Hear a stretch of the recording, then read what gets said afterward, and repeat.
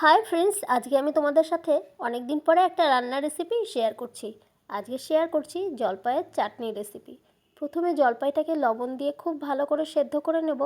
তারপরে একটা একটা করে জলপাই ভালো করে বেছে নেব, দেখবো ওর মধ্যে পোকা আছে কি না। তারপরে কড়াইতে দিয়ে দেবো সর্ষের তেল, আর ফোড়নে দিয়ে দেবো শুকনো লঙ্কা আর সর্ষে। তারপরে ওর মধ্যে দিয়ে দেবো সেদ্ধ করে রাখা জলপাইগুলো। জলপাইগুলোকে একটু নেড়ে নিয়ে ওর মধ্যে দেব অল্প পরিমাণ হলুদ আর পরিমাণ মতন লবণ।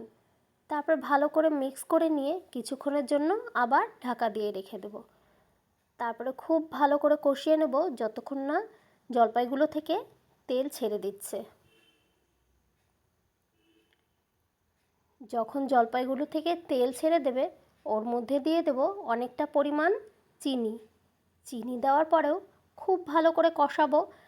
যখন কষানো হয়ে যাবে আস্তে আস্তে দেখবে জলপাইগুলোর কালার চেঞ্জ হয়ে যাচ্ছে। তারপর আরও কিছুক্ষণ কষাবো।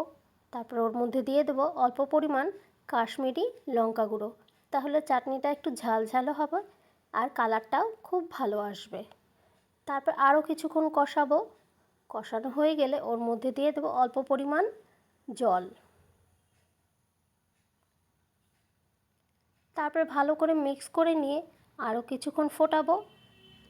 তারপর ওর মধ্যে দিয়ে দেবো অল্প পরিমাণ বিট লবণ আর ধনে গুঁড়ো। দেওয়ার পরে চাটনিটাকে খুব ভালো করে ফুটিয়ে নেব।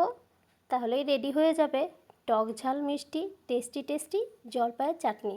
তোমাদের যদি চাটনির রেসিপিটা ভালো লাগে তাহলে লাইক কমেন্ট শেয়ার করো। আজকের মতো ভিডিওটা এখানেই শেষ করছি। টাটা।